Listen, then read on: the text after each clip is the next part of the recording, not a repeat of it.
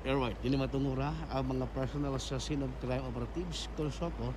di nagkaroon sa crime scene sa pag collate sa mga ebidensya nining maong nahitibog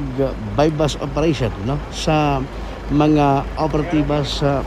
Regional Drug Enforcement Unit 7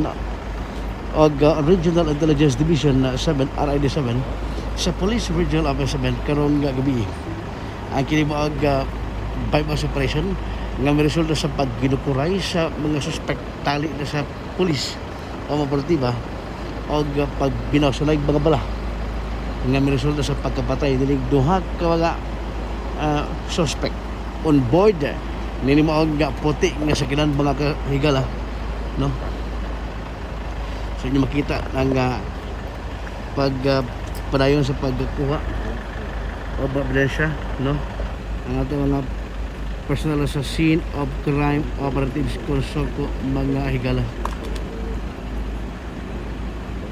So muna sila siguro ni ninduha mo ito mga suspect no, nga misukol sa ito PNP.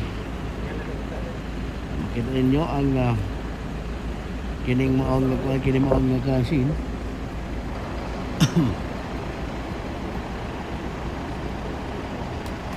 Ini mga tura.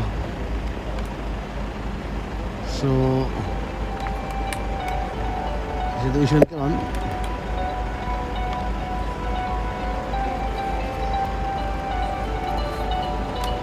gituhan nga dunay ubay nga mga bulto sa Shabu ang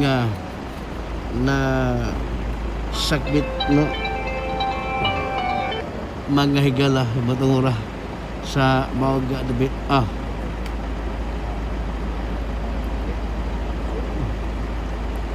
nag-video ba ko video okay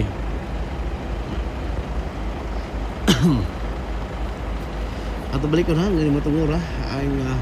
personal sa scene of operatives Kulsoko alam pa sa paggayon o kuwag mga bilisya nunod na kinahintay mo bypass operation karong gabi diri mismo sa barangay Mabaling sa may South Lord Properties doon sa Noah o doon sa El Corso mga higala.